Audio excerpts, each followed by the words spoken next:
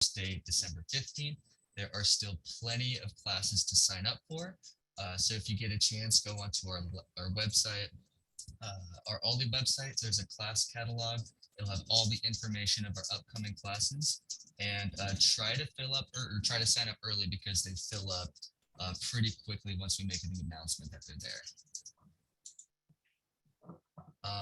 And if you are not an OLLI member, you might want to consider joining. The membership goes from the 1st through the 30th, July 1st through June 30th. It's $35 a year, and you get benefits for being an OLLI member like library access and reduced rates for OLLI classes, among other things that you would get as an also an HSU student as well. And the library is open for OLLI members. All you need to do when you go and access your OLLI benefits like library access, database access, and all that stuff, you just got to bring a student ID card, which we have a little process and a form to fill out to get you one of those. And we just want to give a thank you to the Friends of OLLI. Thank you everybody who helps and volunteers. Our program would not be possible without your wonderful support. So thank you very much. And without further ado, we are starting the OLLI brand bag presentation, Political Engagement Opportunities, Making Your Voice Heard with Caroline Griffith and Jane Woodward. I'm going to pass it over to Jane and she will introduce us. Thank you very much. Welcome everyone. We're delighted to have you here today, and it's going to be interesting. I get to introduce myself. But first, I'm welcoming Carolyn Griffith, who is an omnivore of local activism, currently serving as the executive director of the Northcoast Environmental Center. She is passionate about collaboration and a true believer in small d democracy and the power of the people. Although she works on many local environmental and social issues, her long-term goal is a complete paradigm shift from our extractive culture of dominance to a collaborative culture of solidarity. Jane, myself, has spent her life accumulating a variety of degrees and experiences, from teaching to youth hosteling all over Europe, from developing career conventions for women in Nashville's Business Expo to raising Arabians, from evaluating local, state, and federal government programs to practicing law. Life has been a creative and intense adventure. Since coming to Humboldt in 2007, she's focused on developing courses for OLLI and managing the OLLI at Humboldt Brown Bag Lunch Presentation Program, which you're viewing, alongside engaging with Transition Humboldt, Zero Waste Humboldt, and Arcata's Economic Development Committee. So I welcome you all. We have a kind of unique setup here where we're going to switch back and forth. I'll present some of the slides and Caroline will present some of the others. Feel free to put your questions in the chat. We're going to give you opportunities to engage with us. So you might scratch around for a pencil and paper, because you pen and paper. If you want to commit in pen and ink rather than pencil, you can always erase pencil. That has its distinct advantage. But we're going to talk about making your voice heard, political engagement opportunities, basically the ins and outs of social and political advocacy. Next. Caroline, do you know how to do that? Can you move that? Oh, I just did. I moved on to the next slide. Did you all not see it? I do now. Thank you. Perfect. So we have this, the system is working. Yeah, it is working. We have this divided into 4 segments. First of all, saying what on earth is advocacy, and then getting started, goals, strategy, and tactics. The third area is deciding what to engage in and how, and then a couple of case studies, which we're both engaged in. Okay, Carolyn? So, question mark, is this you? Like, how do I go about doing this? Do I really want to do this? Does this look interesting or fun or scary? Okay.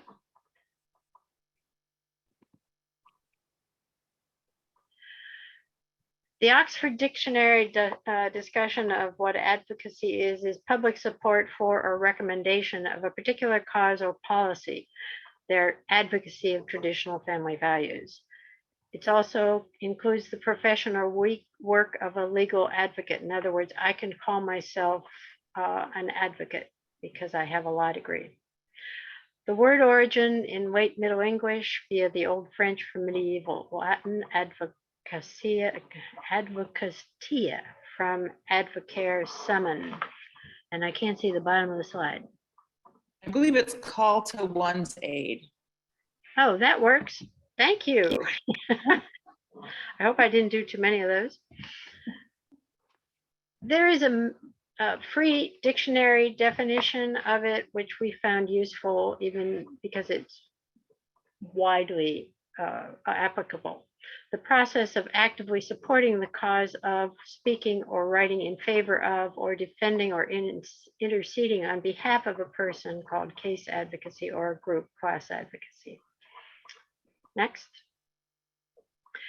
My definition is basically advocacy is every action you take to promote an idea, a cause, or a person. In other words, how you live is a form of advocacy. Every time you speak out on something, or your conversations with people, you're probably advocating an idea in one form or another. Next. Advocacy, more formally, are basically activities such as giving testimony at public meetings, attending rallies or marches in support of a cause. I attended my first ever march here in Eureka, and that was somewhere in my early 70s. It took me a while to get engaged in that form. Writing letters to the editor, which I have done. Supporting candidates or ballot initiatives, I've also done that. Mentoring and education, done that too. Serving on an appointed board or committee, I've also done those, and so many more things. On we go. Even leaving a sign like this in your yard, for example, is basically promoting a business, but also solar, because we're trying to obviously get people onto non-petroleum based fuels. So things like that. Political signs. I'm wearing a button for one of the candidates. And then wonderful signs like this, cultivating community. That's at the Arcata Garden, where you can go volunteer.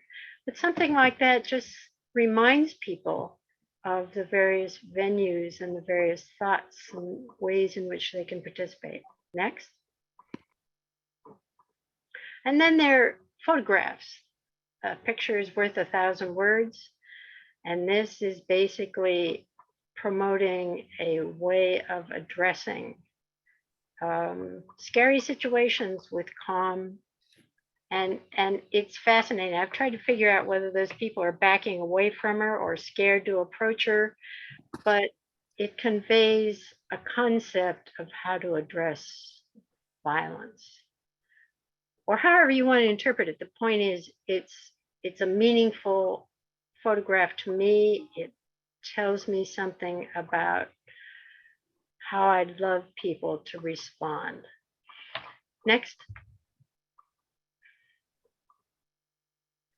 And this I found just funny. They're giving a presentation on energy independence, preserve rainforests, green jobs, all these good things. And then what if it's a big hoax and we create a better world for nothing?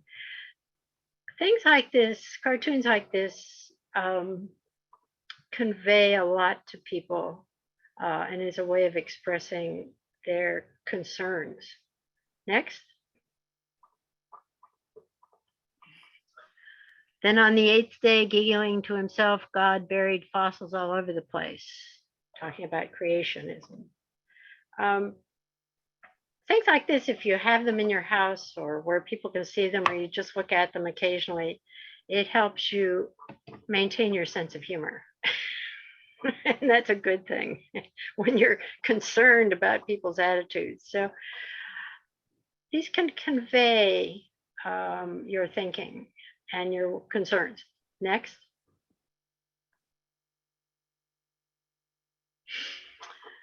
And this is basically more philosophical.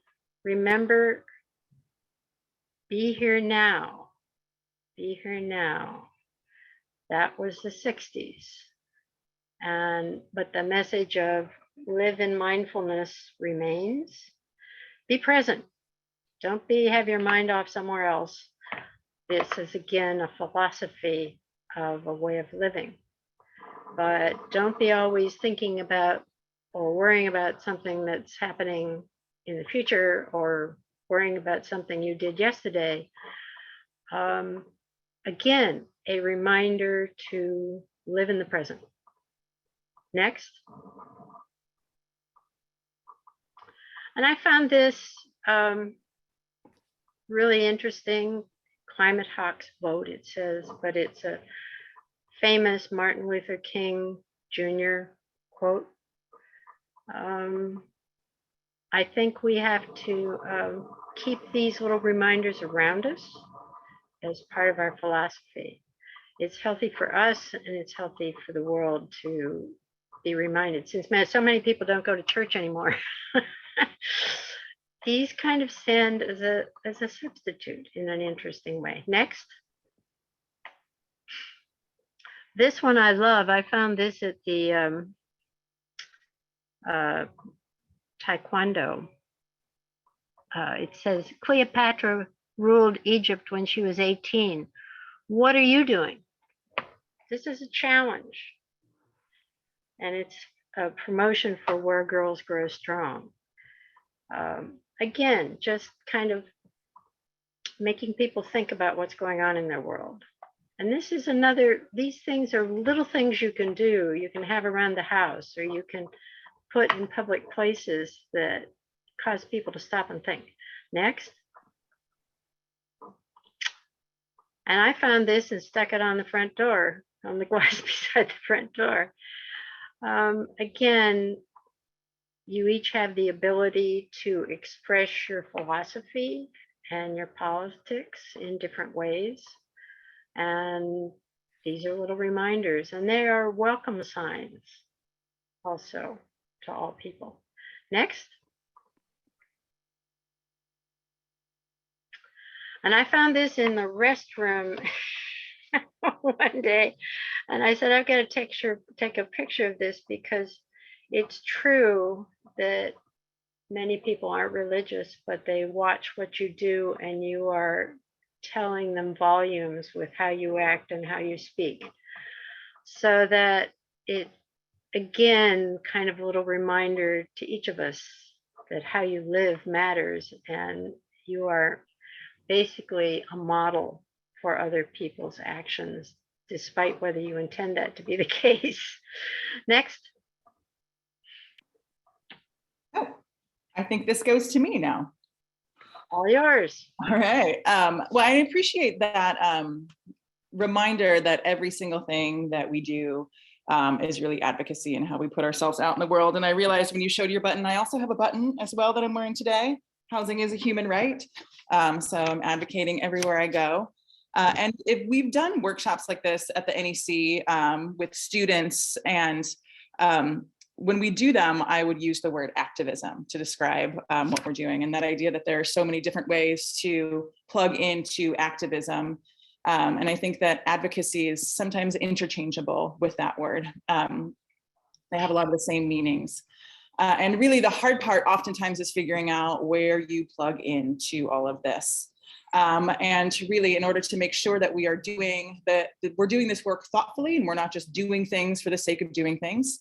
It's really important to think about what we want to accomplish and why we're doing it. So the main thing with any sort of like building an advocacy campaign is to figure out what you want to accomplish, what your goal is.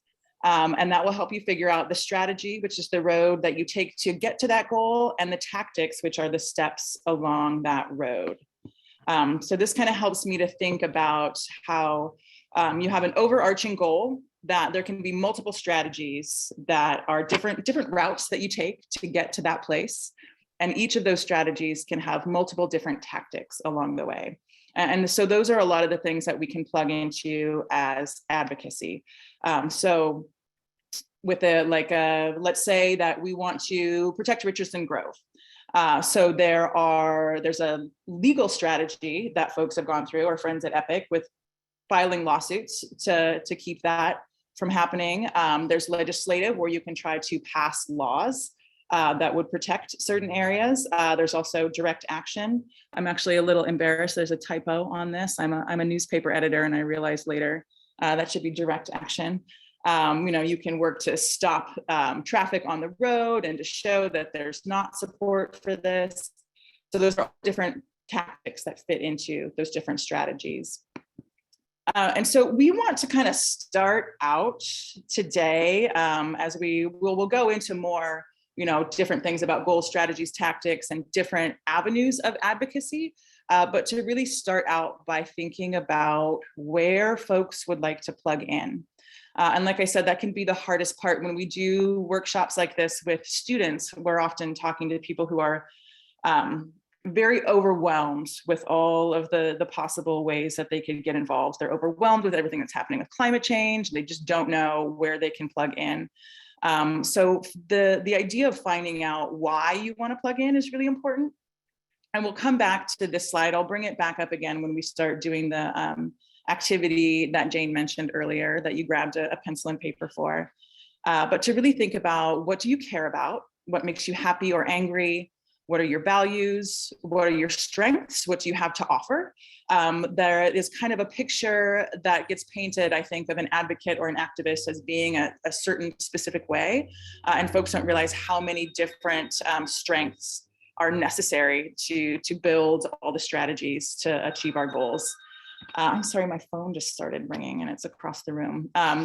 And also to think about what you want the future to look like. You can look at 200 years in the future, 100 years, 50 years, 10 years, to kind of help you think where you want to go. And another way to look at it is this little Venn diagram here of what brings you joy, what are you good at, and what is the work that needs doing.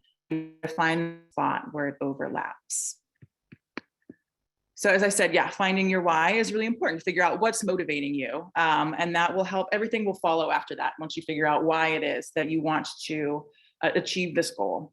Understanding what brings you joy and a sense of living your values is also incredibly important to keep the work going, so that we can keep on doing this, even sometimes when it's not fun. So I'm going to put this up here really quick, and somebody is not muted. Would you please mute yourself if you're not muted? Thanks, Jane. So we want to do a quick exercise, and I think we're going to set, maybe take 5 to 7 minutes for this, just to kind of get people in the mindset of thinking about what motivates you to get engaged. So hopefully you've already got a piece of paper and a pen. And we want to think about what is a main issue that concerns you and what you would like to change, what it is that motivates you to do something about it, why you are concerned. And if you are currently not doing anything to address it, why not? Are you doing anything to address it? And what is that? So I will give us about 7 minutes, I think, so that folks can think about this. And I'm going to stop sharing my screen while we do it, just so I can keep an eye on the chat and all of that. In a few minutes, I'll pull back up that Venn diagram screen, because some folks find that helpful as well. And I can put some of the prompts in the chat as well. But basically, what is the main issue that concerns you? what motivates you to do something about it? And are you currently doing anything about it? And if so, what?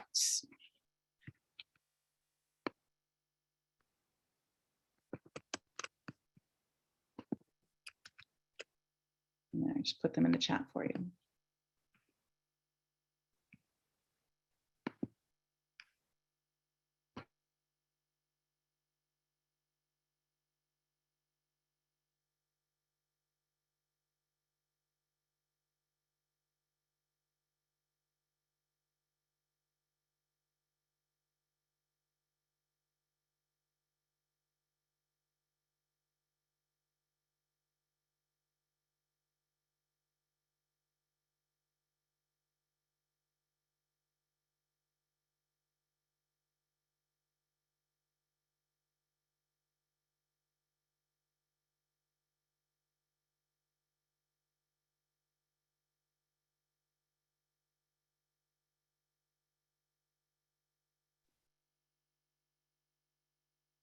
And if folks feel motivated to share anything in the chat, I would encourage you to do that.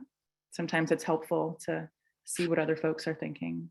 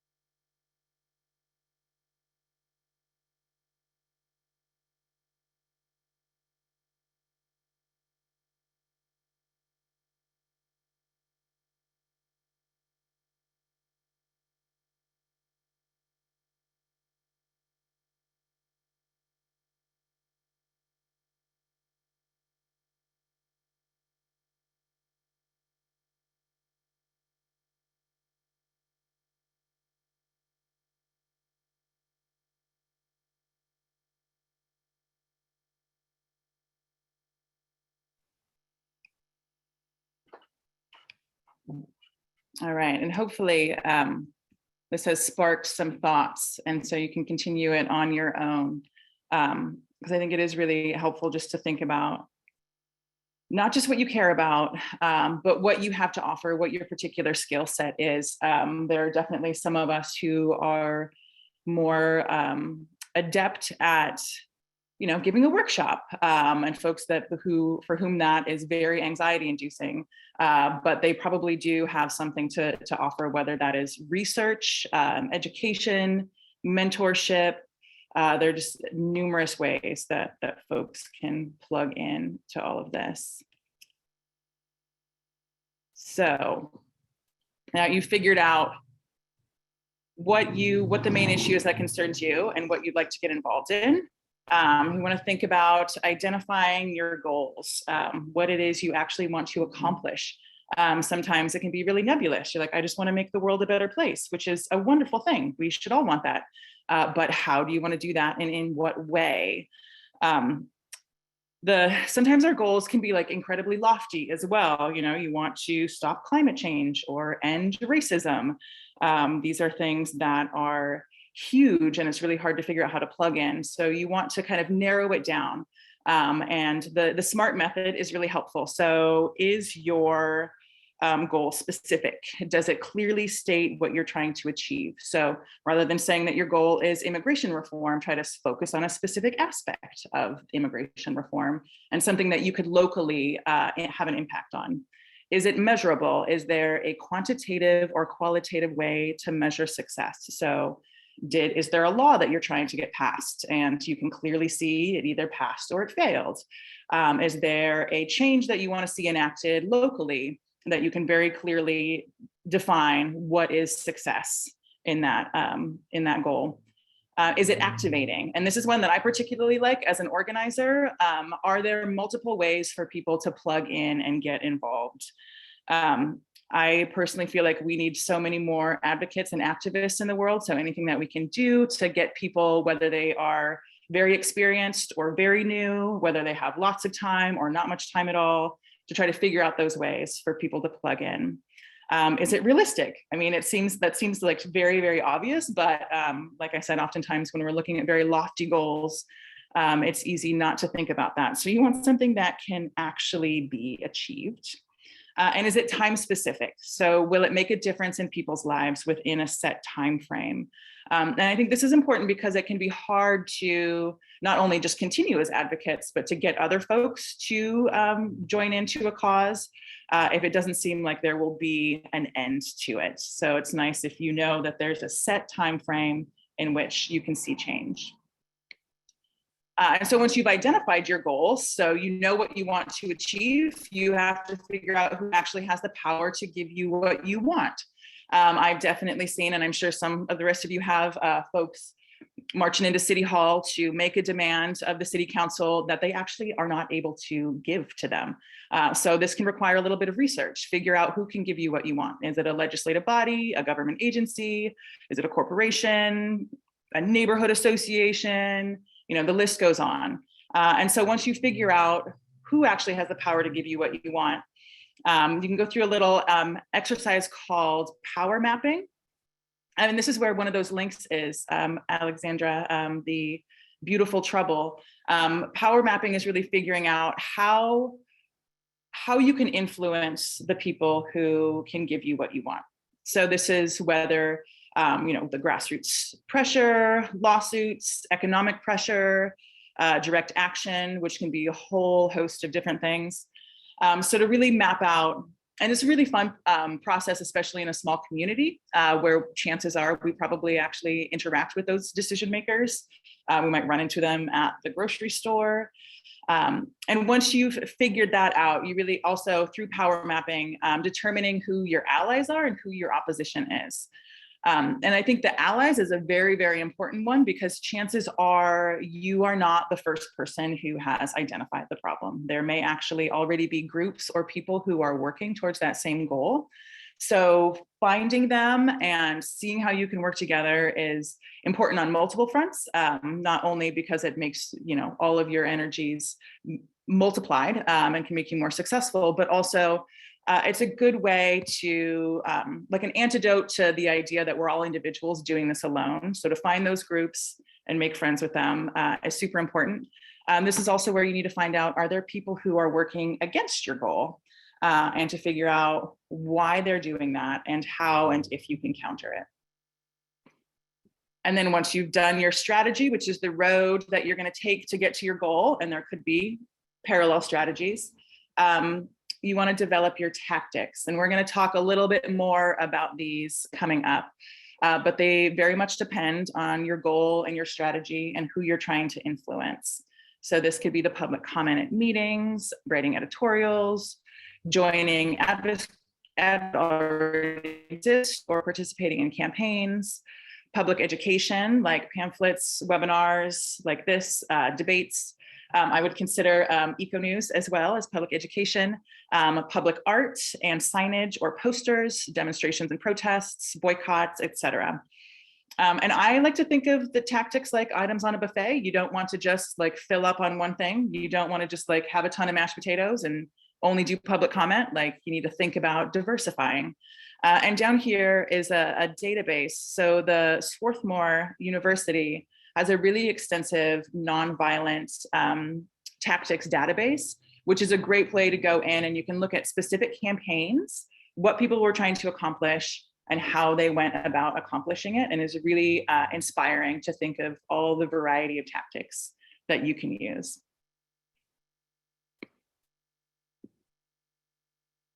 And so now we have a poll for you all that we want to do, just to see which of these things you might already participate in. And we certainly did not get all of them. Here we go, launch. So hopefully you all are seeing the poll now.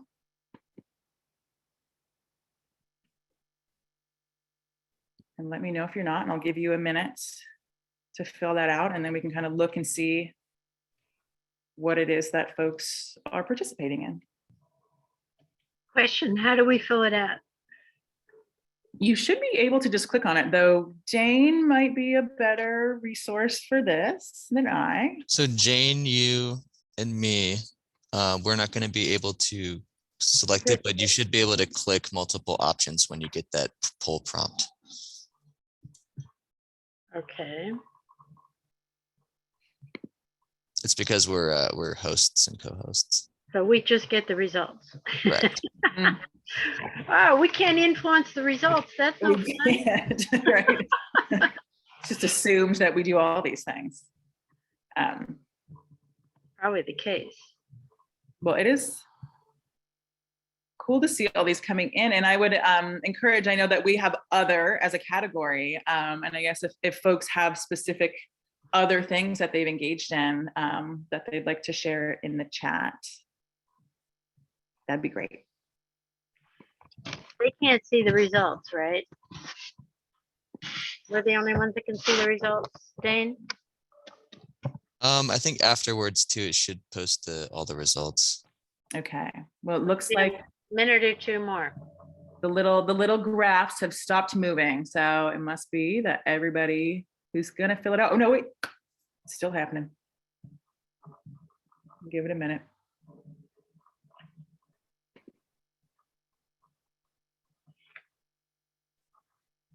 All right, served on committees, yes.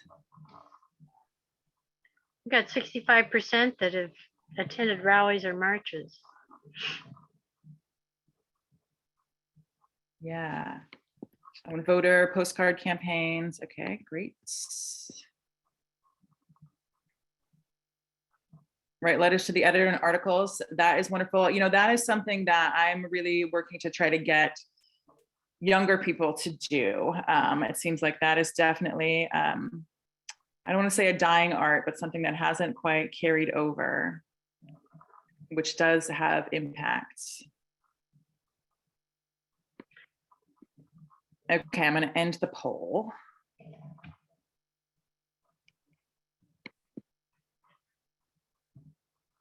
Okay, and it looks like I'm going to click this button that says share results so folks can see. Can you all see that? Yeah. So 17 of you out of the 30, out of the 29 still here, have shared their opinions, what they've done. I guess we got at least 10 or 12 shy people. They don't want to mess up. Anyway.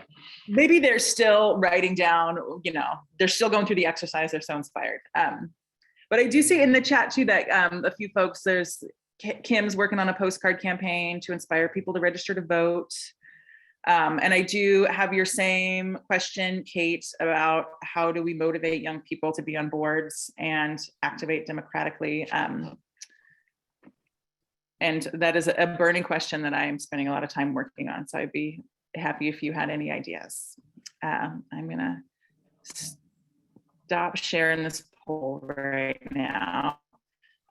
No, many of you had said that you do public comment. That is something that's pretty common. That was one that we wanted to, Jane and I kind of wanted to go a little bit more into how to spice up your public comment, how to make it more effective, because that is something that we both advocate for differently.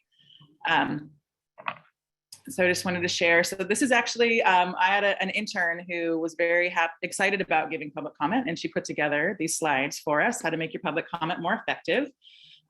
So when advocating for specific things, stick to 3 main points.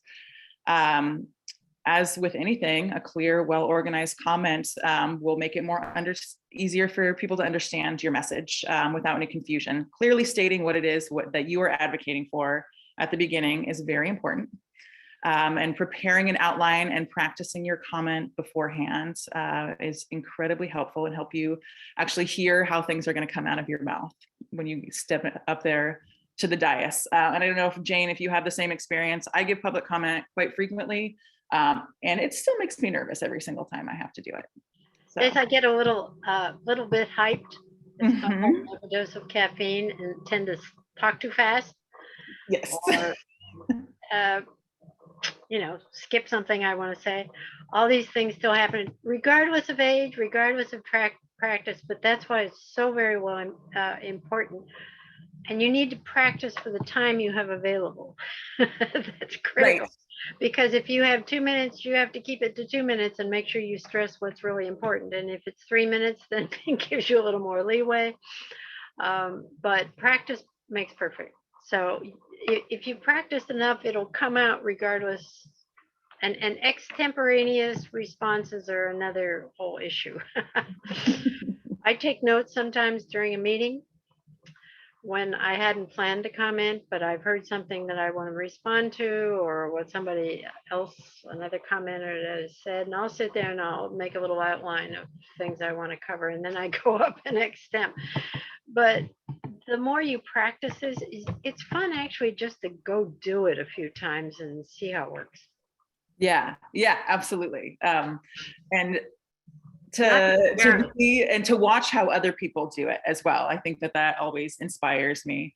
But yeah, you are allotted just a few minutes, so you have to keep it concise and time yourself when you're practicing.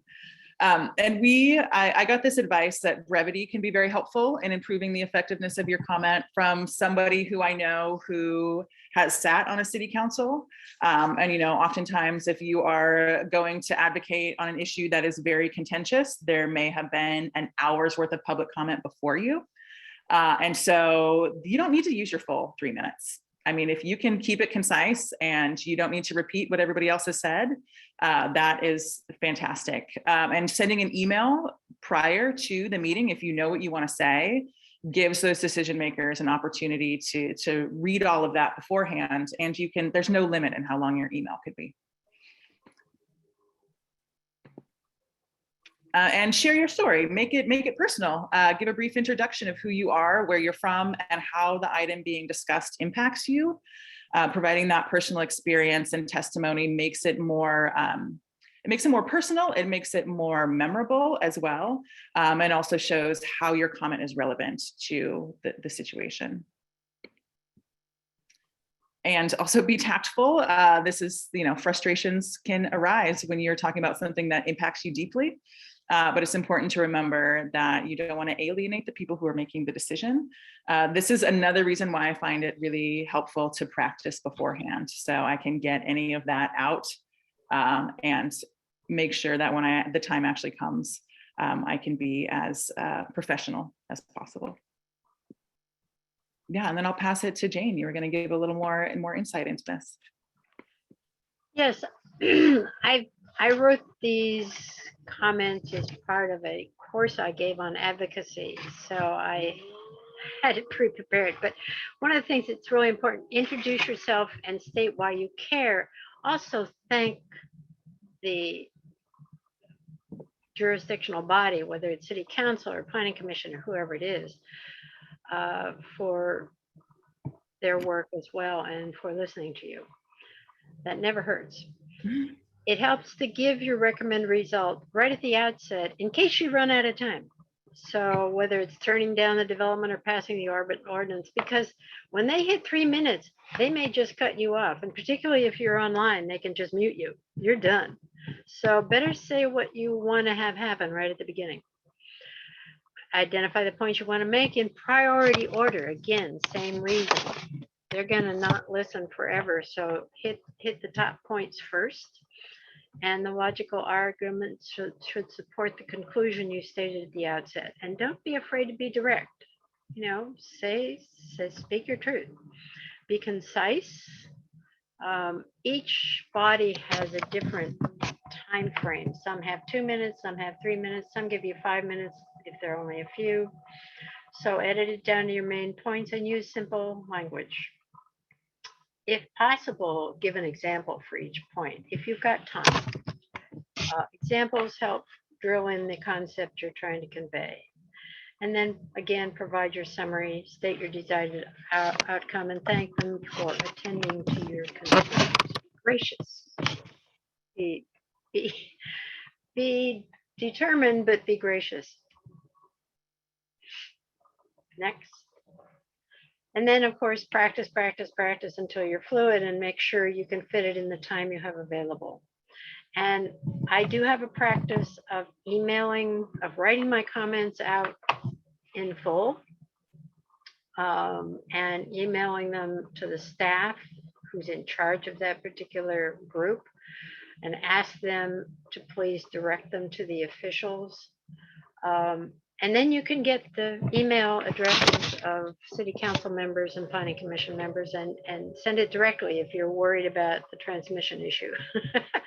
And if you wish to get it to the media, that's another option for making sure that your comments get heard. Don't waste their time though. Don't be unduly redundant or verbose or flowery. Just go at it. And I find it helpful to do kind of like PowerPoints. Just go, just like I did here. But speak confidently, clearly, not too fast. Because if you go too fast, you're going to lose them. You don't want to do that. Emphasize your main points with pauses. Dress for success and be respectful. That's not so much worrisome around here, but I still think it's useful to be professional. And either try to be the first, where they're not going to be too tired to hear you, or the last, where you can listen to what other people have said, and then you can avoid repeating what they're saying, unless you're wanting to do it for emphasis. And you can just say, hey, I agree with the prior testimony, and you can identify which one you agree with and provide supportive details.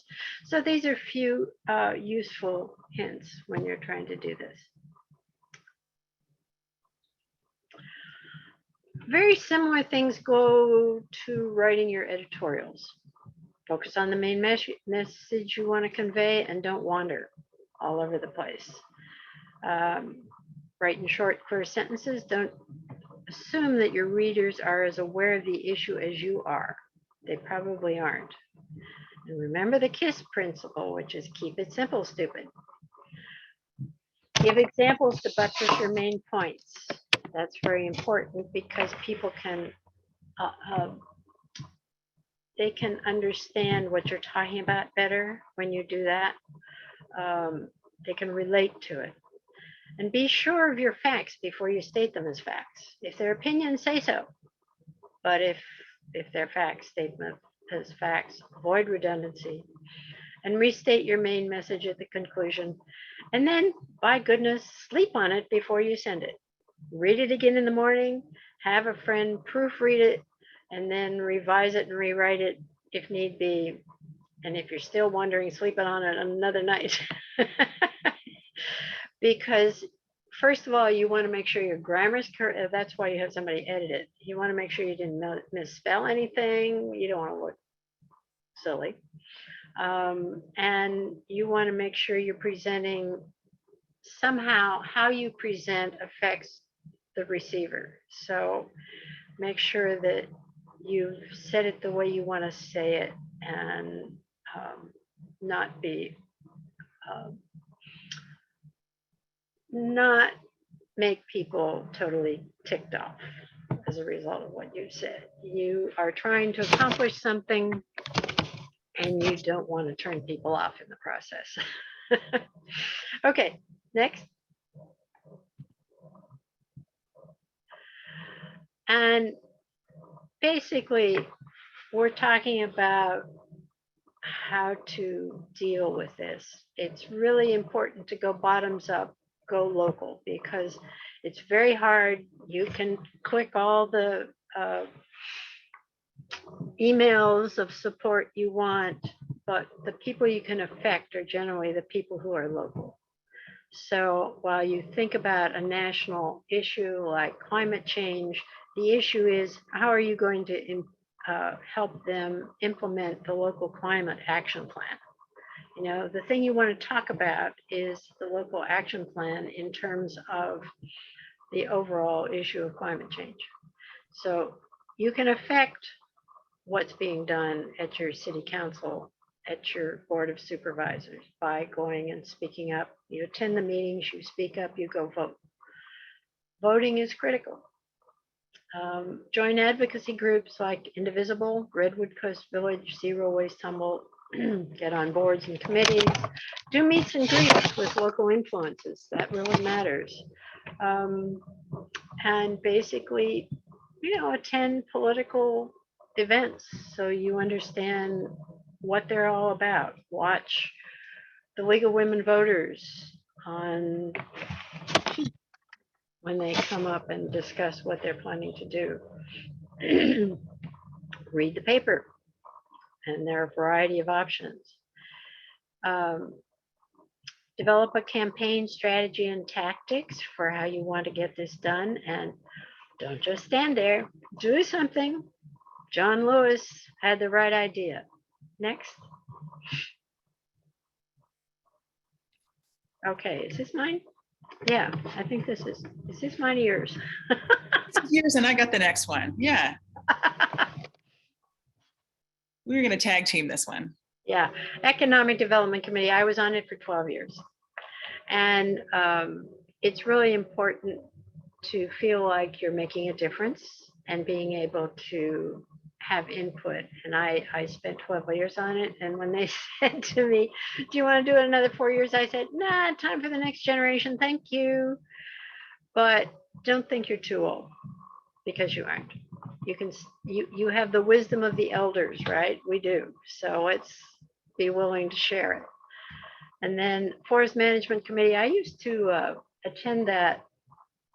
It was 7 o'clock in the morning, and after a while that got old, but they were all experts in the field, and I was very impressed, and they've done a phenomenal job of maintaining our community forest. Then you want to pick up on the rest of it. I have also done election polling. I did that starting in, I think, 2010. And that's really a lot of fun. You get to meet, you get to meet either a new community or the one you're in, depending on where you do it. You get to see actually how well it works, and basically how accurate it is, how many safeguards there are built in. It's extremely important to do that and understand that our elections are practically fail-safe. I don't know how you mess around with our elections. And the best way to find that is to participate as a poll worker. And you'll feel really good when you do it because of wonderful people you see, and they're wanting to do the right thing. And Carolyn, yours? Yeah, thanks, Jane. I think that you actually may have just convinced me to sign up as a poll worker. I've been thinking about doing it, and that was a very glowing review. And I, as somebody who's also on an appointed board and commission, I'm on the City of Eureka's Transportation Safety Commission. I will say that it is a really wonderful way to, as one of my colleagues said, see how the sausage is made. And it's not always like really pretty, but to also see how policy moves through our cities and to see how you can influence it. And this is in a small community, you do have a lot of power to influence what goes on at a policy level. And so that's something that I always tell our interns and getting people involved when they're young, just to realize that you can, in a small community, when you show up to these meetings and you are one of a handful of people in the room, you start to become known to those people who make the decisions. And in that way, you can influence how things are done within our cities. And I think that, Jane, you said something about the wisdom of the elders. And I think that's something that can be really, really helpful in this situation, is when folks who do have the time join some of these committees And here in this slide is how you apply for them. But when you join these committees and go through the process, it's then far easier for you to go out and recruit other people who are younger to do it, because you can say, I did this and here's what it involved. And that is how I got involved, actually, was an elder that I know who was involved in a committee talking about her experience, and that got me convinced that this was in fact something that I could do. So we do have a list of some links that folks can go to check out to see about how to apply for some of these committees. Because first you have to look on your jurisdiction's website. So it's whether you are in the city of Arcata, city of Eureka, in the unincorporated areas of Humboldt County. There's also a lot of different county committees and boards to apply for, but then also, Fortuna, Ferndale, pretty much any of the incorporated cities have these. So you can find the list of the committees and see if there's one that interests you. You can call the city manager's office or the main office to figure out if there are vacancies for any of these, and request an application. And I have to say, for the city of Eureka, the application is incredibly easy. It's basically your name, your address, why you want to join the committee, what you have to offer. So when you read about the what the committee actually does, you can see if it's something that you actually do have something to bring to the table for that. I joined the Transportation Safety Commission because I prefer to ride a bicycle or walk, and feel like I had a unique perspective about transportation safety because of that. And if it's possible, and within the age of Zoom, it is absolutely possible from the comfort of your home to attend one of the meetings of one of these committees to really see if it actually is something that you're interested in, and to verify your interest. I like that wording. And then you can see who's on the committee and talk to them about what they've done. And sometimes there are, and it seems like different for different jurisdictions, but there may be an interview process. So we just get ready to discuss more about why you're interested in that particular issue. And so here are some of the really more accessible ones for the big cities. So you can see what the boards and commissions are, and usually on these sites, you can find out the vacancies for them as well. And I don't know if it already happened. But if you are able to put the links in the chat, Alexandra, that would be great.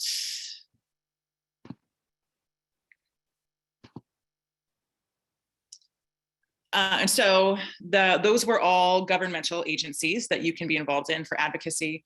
Nonprofit organizations also are a great way an avenue to put your time into. So as Jane mentioned, the League of Women Voters is very prestigious here in Humboldt County, and a good group to get involved in. Indivisible, which Jane will talk about next, is another one. Cooperation Humboldt, there's different political parties, Northcoast People's Alliance, Redwood Coalition for Climate and Environmental Responsibility, and then environmental organizations. There's the Northcoast Environmental Center, which I'd be happy to answer any folks' questions about. EPIC, Sierra Club, Zero Waste Humboldt, which has been mentioned, Humboldt Baykeeper, Coalition for Responsible Transportation Priorities, Save California Salmon, which is doing some really amazing work with traditional ecological knowledge and education, and working to get our water to stay in our rivers. And there's also land trusts all throughout the area as well.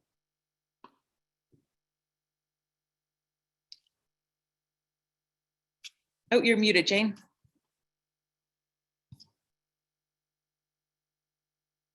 Jane, you're muted.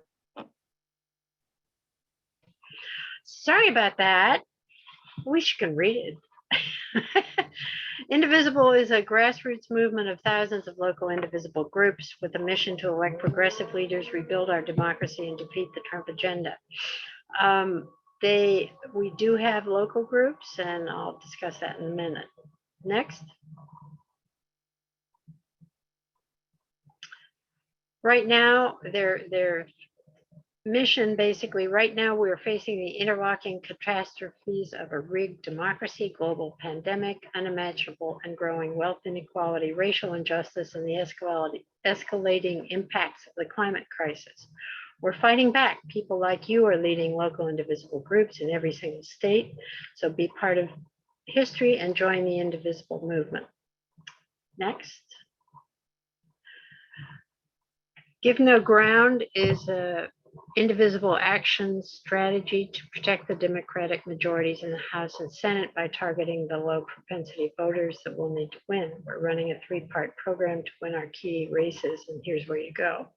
And then they provide messaging guidance and talking points on the topics that are listed there. And then they provide sample letters to the editor and templates.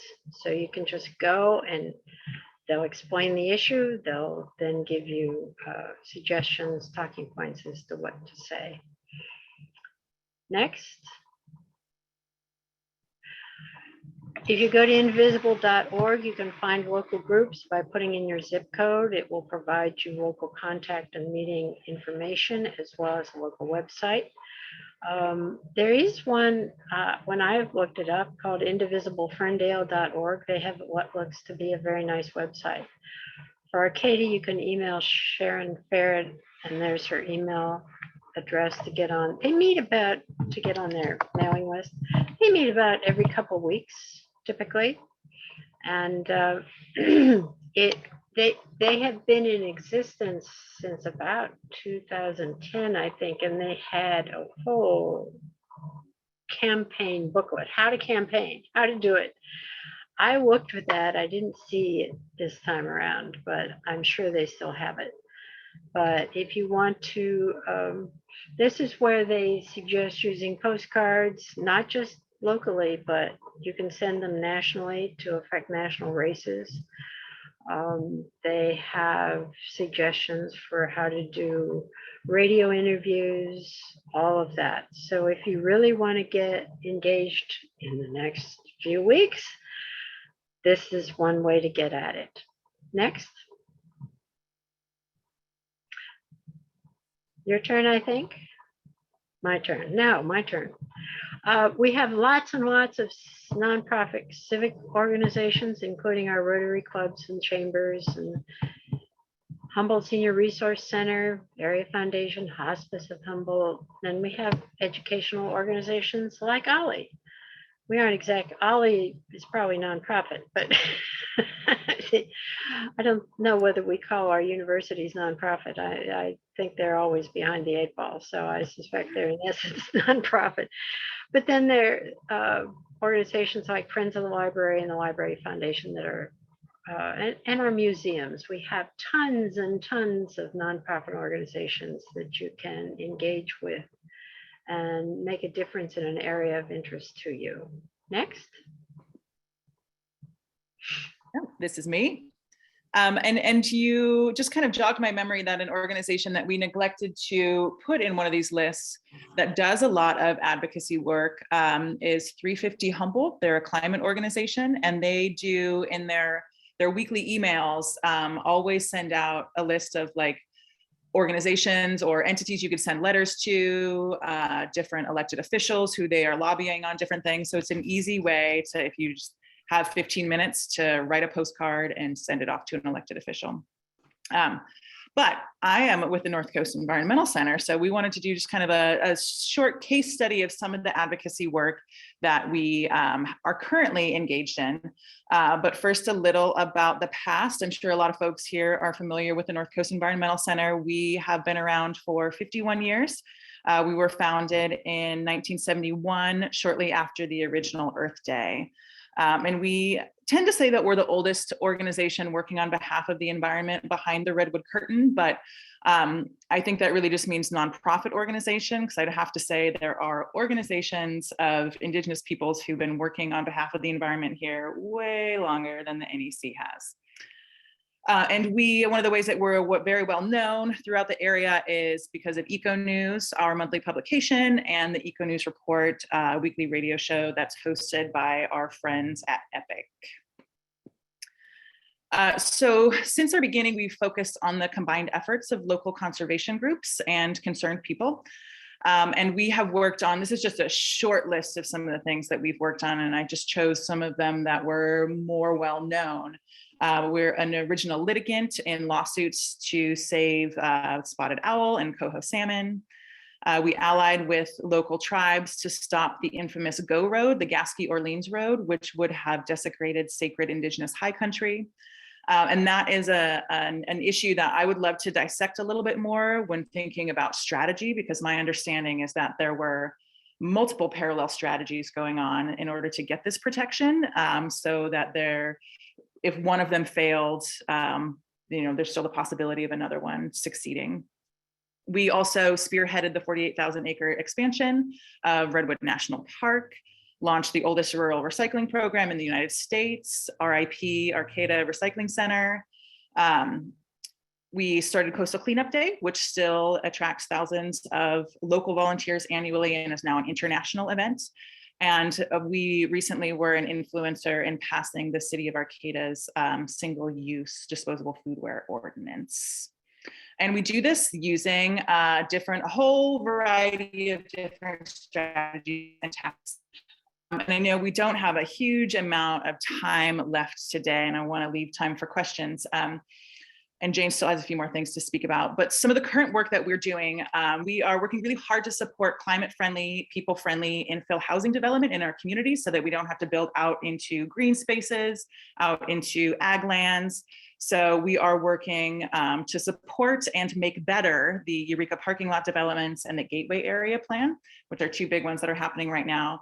And so we do that through some of the things that we've talked about, the public comment, definitely working on a lot of grassroots organizing to engage students and renters in these processes, because I don't know, how many of you have really thought about this when you are looking at who's giving public comment or who's engaged in certain processes. But I will say at one recent planning commission meeting about the Gateway area plan, I just kind of was doing a little tally, and the vast majority of the commenters were white. They tended to be older, and it was also predominantly male. And so just looking at that, you're like, okay, this is not an actual cross-section of the population. So working to actually get a more robust engagement so we can get input from the rest of the population. We use data collection to, when we're doing cleanups, to determine waste patterns so we can advocate for solutions. So we actually have apps that we use and data collection cards just to figure out what trash is being found where. We are working right now to engage folks who are not housed in trash cleanups and to collaborate on some advocacy to get some services that can help with this issue. We combine art and activism with Craft for the Coast, which is one of our events. So that's another tactic that we use. And art is a really great venue for getting your point across. And it just speaks to people in a different way. We also monitor development projects around the Humboldt Bay area and are constantly pushing for the highest environmental and community standards. And again, we do this through grassroots organizing, through getting folks to come to meetings and speak out either for or against projects, or for more often what we do a lot lately is work to push for the things that can make those projects better. So we're monitoring Nordic aqua farms, a lot of Caltrans developments. We've got offshore wind that's potentially, or that is going to be coming to this area, and there will be all the associated developments of the port. We've also watched the McKay Ranch housing development, among others. One of the biggest things that we do, and one thing that I think is often left out of advocacy that people don't think about, is the education piece. And I think that this is a spot where folks who may not be comfortable with other forms of advocacy can really step in and help. And we do environmental education through our various media platforms, Eco News Report, and are always interested in hearing from new writers. If you have a story that you want to pitch, I would love to hear from you, and I can make sure to put my contact information in the chat. We also have internships. We are working on getting more mentoring happening. We have a lot of institutional knowledge about various processes, and folks who, for example, want to teach someone about how to use the Clean Water Act to file lawsuits because they've been doing that for a long time, and we want to connect the folks with the knowledge and the younger folks who want to learn and make that happen. And we also host workshops about advocacy and activism, things like that. And here's just a little bit of some of those things in action. and just to show that advocacy can happen in a variety of different ways. And there are, regardless of what your particular strengths and energies and interests are, there is a spot for you in the advocacy ecosystem. And I will pass it on to you, Jane.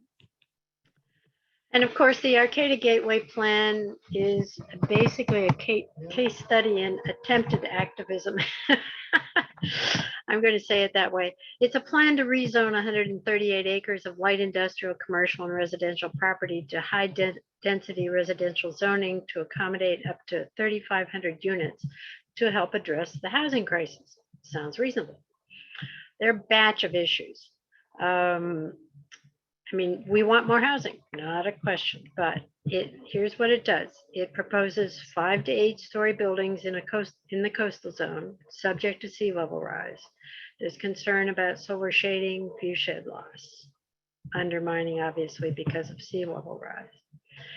The adequacy of the waste treatment and fire infrastructure. We don't have the equipment right now to deal with the proposed HSU 7-story buildings even. It's like, are they going to buy us a new truck?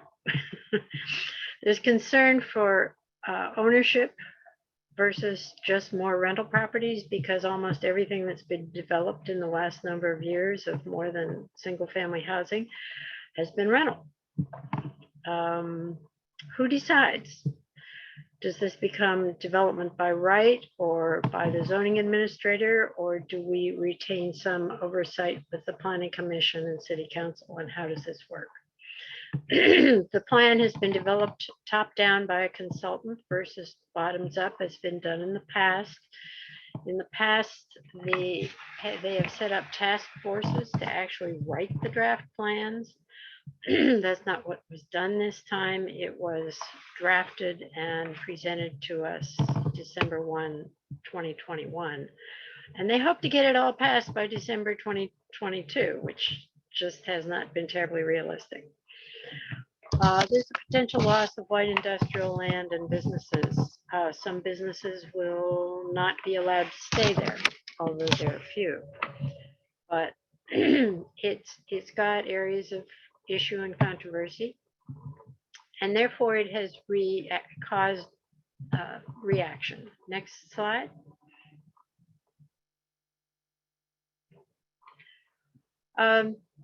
There has been a lot of public engagement. As I said, the draft plan was released in December of 2021, and then they held a 2-day public town hall in January 2022.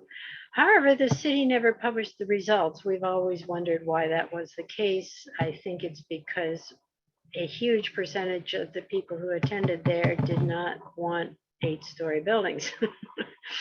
So, and that's what they expressed.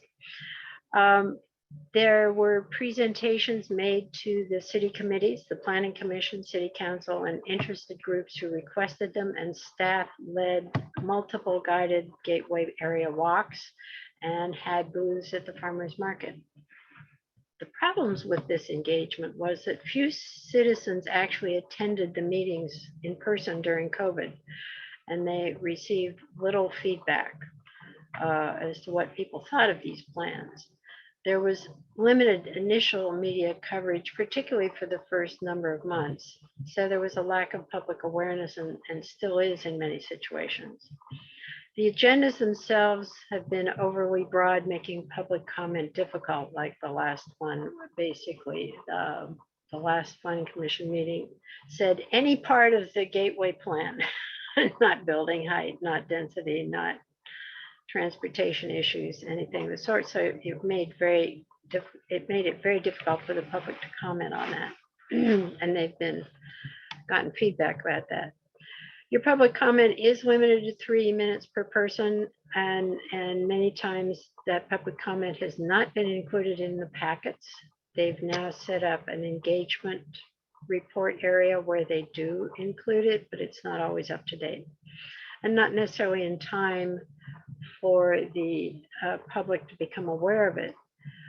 So the best way to address that is to send your public comment directly to the city and ask them to distribute it or send it directly to the city council or planning commissioners themselves. They have conducted no statistically valid representative survey of the public on the key issues such as building height, number and density of units, infrastructure issues, and many issues raised by the public frequently have been unaddressed. They do have a Q&A, but it doesn't really effectively resolve many of people's issues. Next.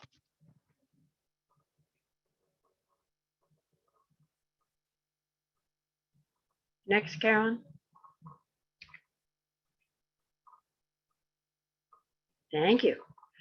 The public engagement that has been done, a group called Responsible Growth Arcade RGA, was formed to encourage more bottoms-up approach, a more bottoms-up approach using an advisory task force or minimally topic groups of technical experts to provide advice on technical issues such as sea level rise, infrastructure needs, the form-based code, which is being proposed, changing state housing legislation, and there are a lot of changes in that requiring cities and jurisdictions to build housing.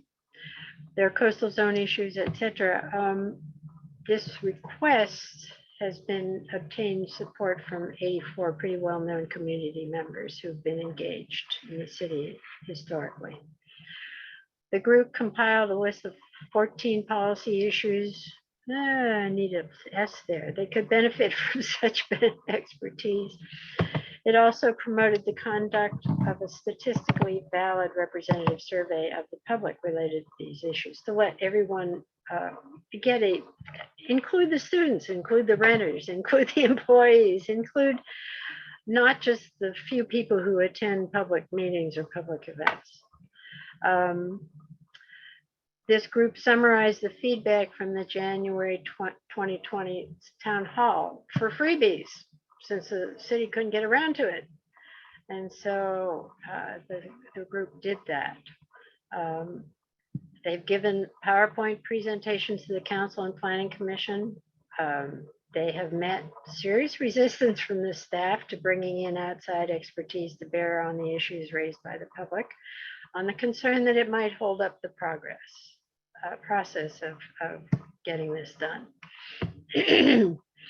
Others have also made comments, set up a Facebook page, and you can go to arcada1.org to summarize where he's summarized public meetings and comments and presented relevant articles. So there are many ways to get information about what's going on if you want to get engaged and find out what's happening. And the reason I say attempted public engagement is they've tried.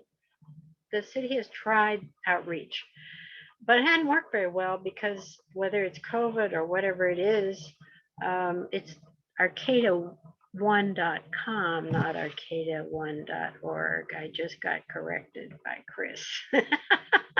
Sorry about that. We'll have to fix that.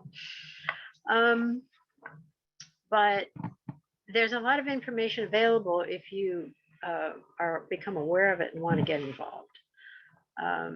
But I say attempted public engagement because when I compare it to the village, when we had tons of people at every city council meeting, we're getting maybe 6 to 10 people that show up every time, mostly from the RGA or affiliated people or concerned, the same group of concerned folks. And we get a few online. And it's sad because people need to express their issues and concerns, and very many people aren't. And that's why we keep pushing a public survey, a statistically valid, professionally conducted public survey, not just little polls here and there.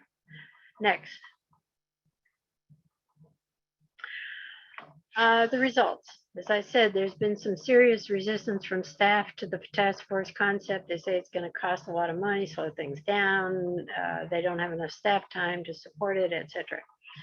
And there's some resistance to the support of bringing in outside expertise aside from the existing gateway contractor.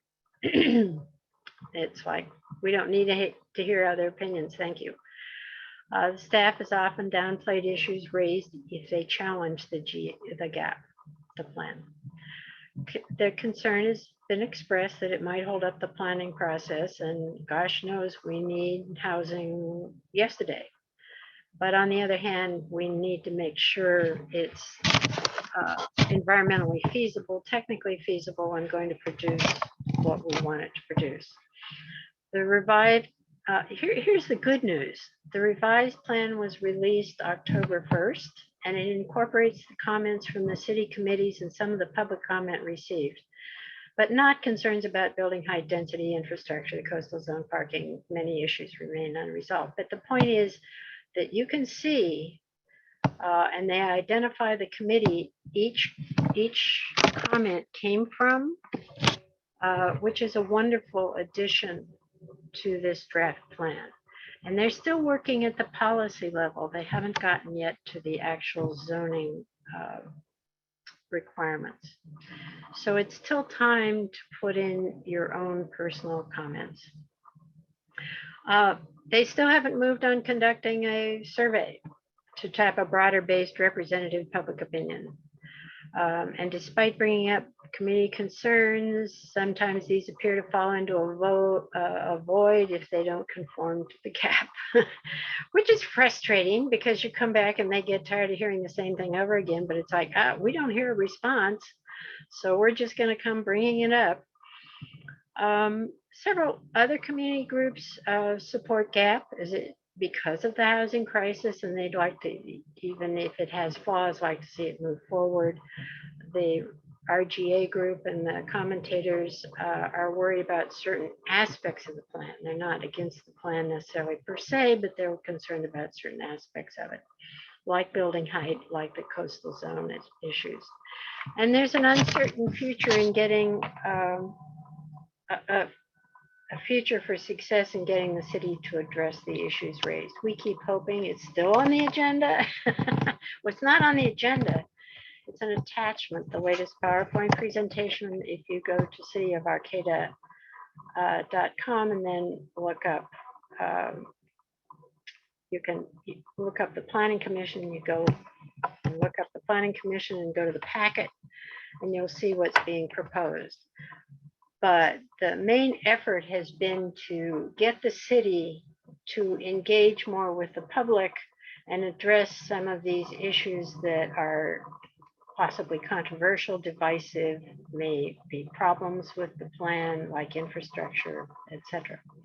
So we don't know where it's going to end up, but we know that the task force got nixed, and we're trying to get them to bring in technical experts and topic work groups to get the information they need to make good, well-supported decisions. Next.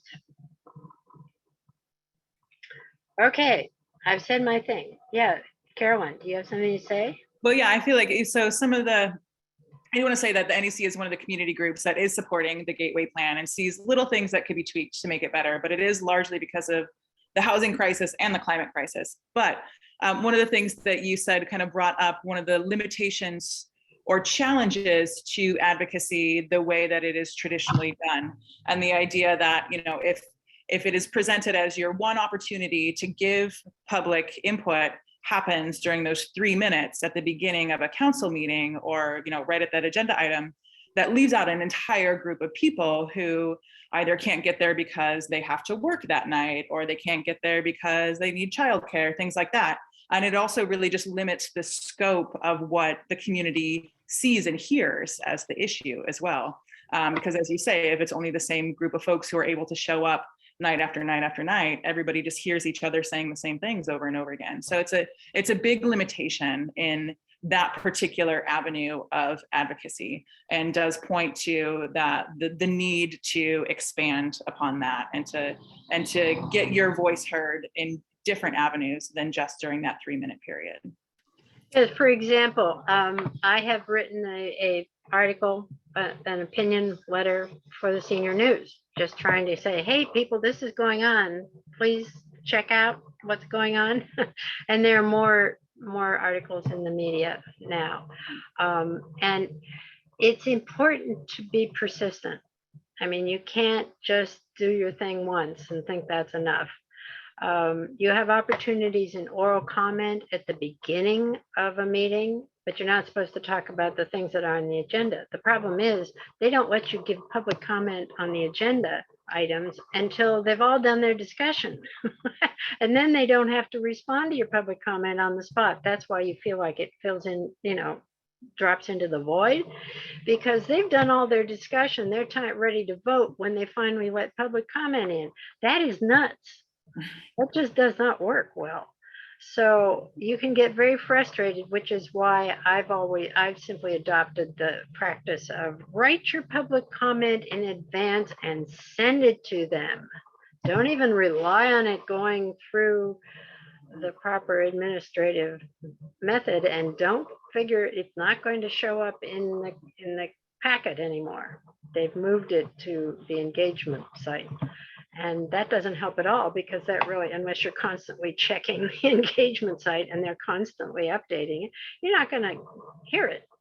So they do record these meetings, and they do allow you to zoom in.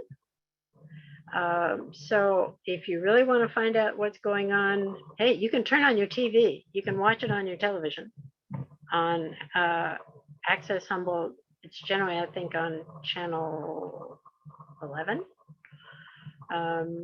But you can watch the meetings. It depends on which city you're involved with. You can't do that. You can zoom in on the committee meetings and the planning commission and council meetings and board of supervisor meetings and such. But it really pays to be there if you can. They are now open to the public. So aside from the frustrations, there are lots and lots of benefits to engagement. I've expressed some of the frustrations because we're living them right now. Trying to get the city to listen and pay attention and get the expertise they need to address some of these issues like now. Find out if what you're planning is feasible before you just put it out there. Anyway, the benefits are it gets you up in the morning by providing a purpose for your day. And it certainly does do that. It sometimes gets you up way too early in the morning thinking about it, but it does help you get going. It provides a venue to make new friends and to build community. And it's done that in all the areas I've gotten engaged in. And I've been delighted to meet, like simply putting this presentation together with Carolyn. I never knew Carolyn in person, and it's been delightful. She's very talented, she's very capable, and man, can she get things done. Yeah. So I'm very impressed. And she led a prior program on engagement with the community, which you did through NEC, right? Yeah. It challenges you to develop new skills or practice and refine existing ones. Kind of, it's that use it or lose it. It's a really good thing for seniors. It pushes you to do new things or practice things you already have been doing. But there's a feeling of satisfaction you get, just like when you write an article for Senior News or you write a letter to the editor. Man, it makes you get out there and think about it and think it through and express yourself. It can plunge you into an intensive learning environment that stimulates your brain and enhances the quality of life. It really does do that. And as it can occasionally be frustrating because you don't get your way. It's like, why aren't they listening? But at the same time, you do get to, I'm learning about building codes. I'm learning about all the issues of where the codes are. I attended Alderon Laird's 2-hour course for OLLI on Saturday so I could learn more about about the whole issue of sea level rise and how it can impact the Gateway area. So remember, life is short. So do what you can with what you've got in the time available. You really can't ask more than that. You eat an elephant one bite at a time, but don't overeat. persistence pays and the turtle beat the hare. You are the elders, so don't fear to share your wisdom. Nobody's going to laugh at you. Next. And remember the basics. Science is acquiescence, and your vote is your voice. So get out there and vote. If you have a problem, do something. And I love Margaret Mead's quote, "Never doubt that a small group of thoughtful, committed citizens can change the world. Indeed, it's the only thing that ever has." And of course, from John Lewis, if you see something, say something, and don't just stand there, do something. Next.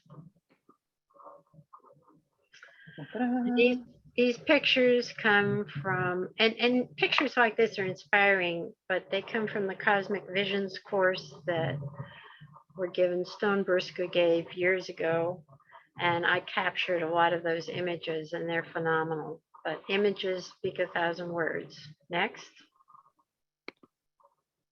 And you can make a difference. And I absolutely adore this particular image. Do you all, we're back to Q&A. You can stop this now. Yeah. And any questions? You have exactly 3 minutes. No, we can keep talking. You don't have to stop at 1:30. If you want to keep talking, you can. Are there any questions in the chat? Oh, there are 21 chats. What do we got? What do we have in here? I'm the president of the Friends of the Arcata branch of the library. We could make a new library a reality if anyone wants to sit on our board, and we need members. Friends of the Arcata Library at gmail.com. Let's see. Wonderful about the Arcata Library Initiative. I think I'll send an email. I hope to learn lots. What else do we have? One thing I haven't seen addressed is having specific alternatives if you're not supportive, or specific parts you are especially enthusiastic about when advocating either in person or written comments. That's true. Good point.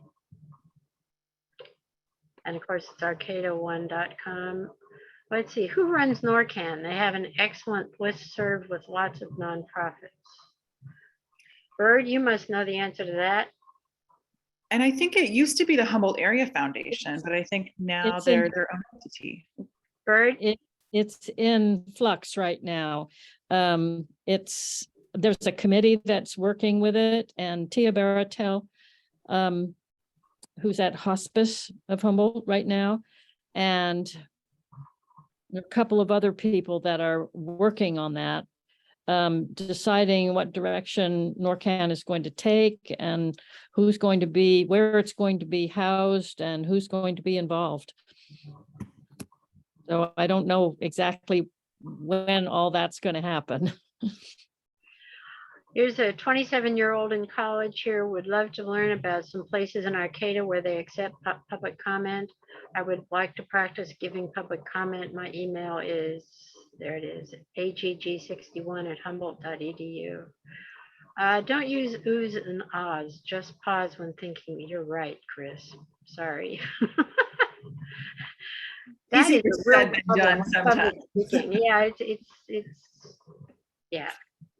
Oohs and ahs are a real problem. People get tired of hearing them. Kim Shank said, I've been working on a postcard writing campaign to inspire people to register to vote. Good for you. We need to do that. Kay Escarda said, I should have served on committees and others as well. Let's see.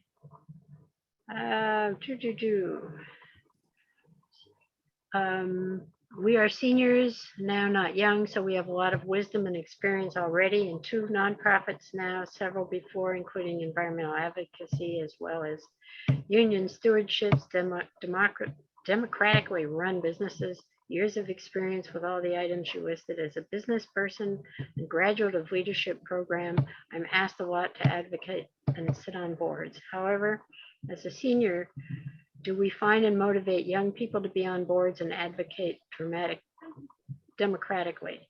representing themselves in groups in the state, county, as I did. Yeah, we had a very young, back in the 60s, city council in Arcata that made so many improvements, like with the marsh and very innovative actions taken with that group. And we need to get more young people engaged. Like Caroline, you need to run for council. Well, and I talk to so many young people who really are interested in these things, and they just don't really know how to get into it. And so that's why I would love to help figure out some sort of like connecting mentorship things. I think that, you know, there is a lot of wisdom, and all the things that Kate said. I'm like, yes, Kate, yes. How can we get some of your wisdom into some younger folks' hands? So I think that there's a hunger there to learn it. They just haven't, for whatever reason, learned these processes and how to engage in them. So that's where we have to step in and figure that out. Well, and there's a real gap between generations. Mm-hmm. I mean, it's like, you know, how do we engage? We need vehicles for engagement. And we really don't have enough of those vehicles. We can get them out to clean up the beach. We can get them out to work on forest trails and things like that. We need to get them out politically. Mm-hmm. And haven't quite figured out how to be successful with that, and whether we can go march on the campus and say, please join us, or start giving mentorships or giving sessions on campus, mm-hmm. which is another option. Okay, any questions we haven't addressed? Anybody have any questions? Yes, no? Reactions, responses? I want to thank my other presenter. She's done a fantastic job and has been wonderful to deal with. Kate, did you have a question? Yeah, I just wanted to thank you both so much for everything that you do. I moved up here 3 years ago, back here.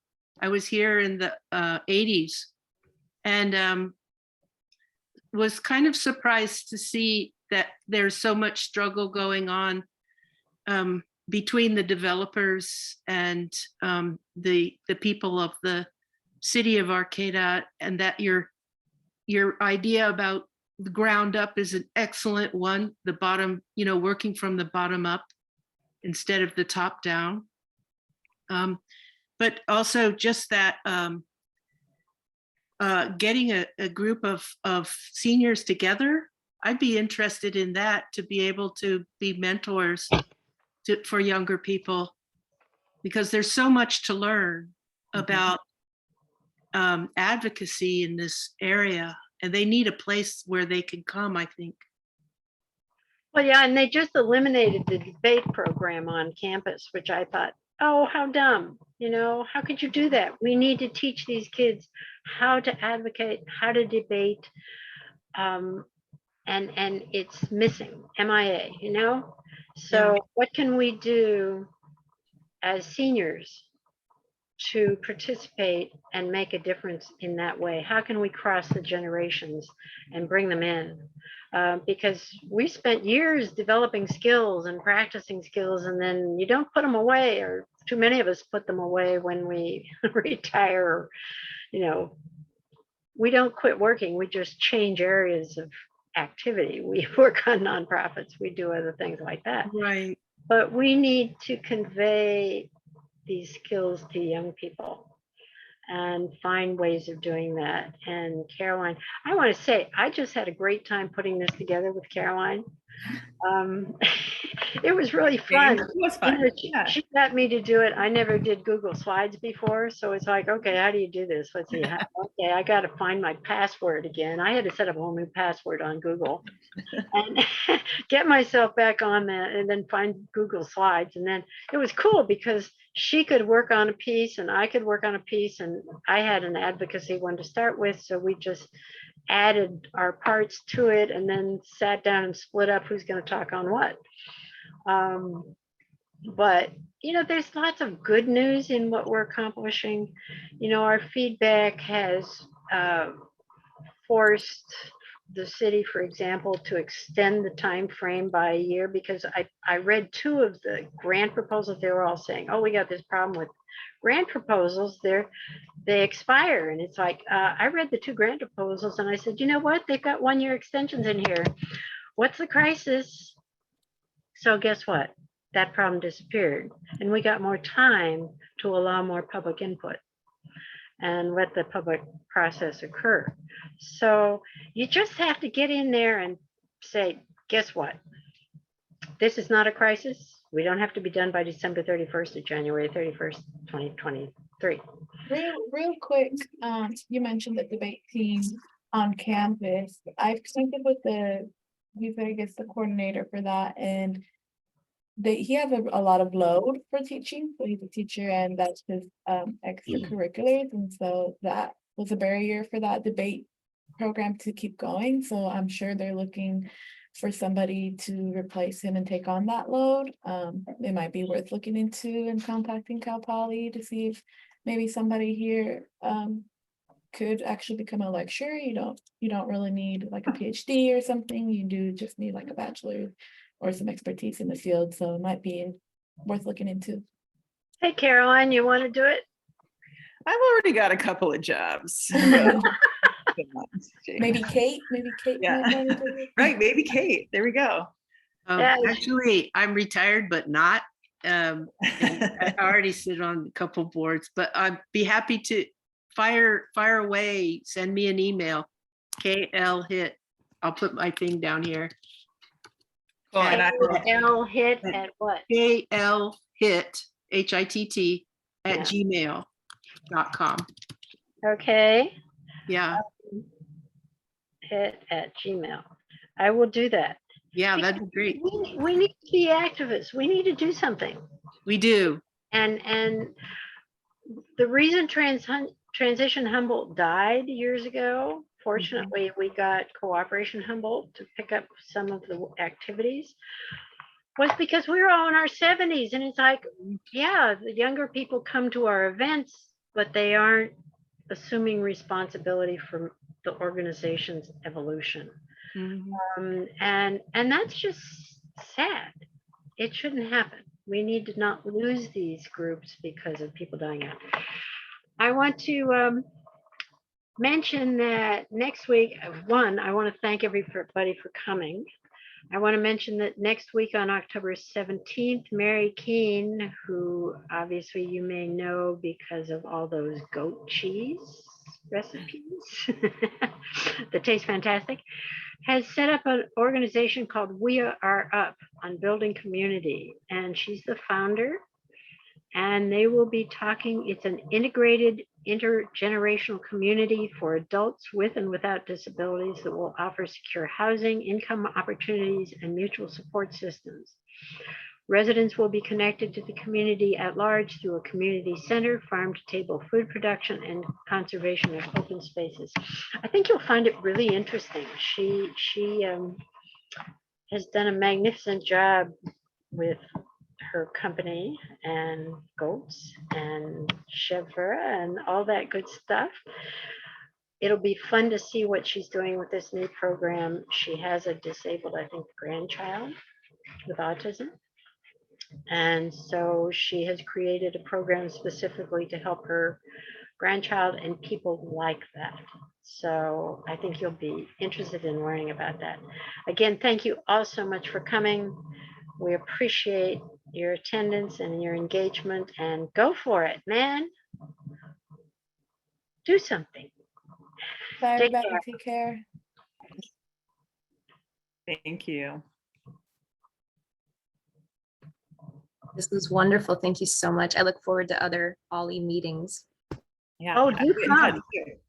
Yeah, do come. They're free. They're open. We try to make them as interesting and pertinent as possible. That's the whole idea. Okay, turn off the recording, Zane.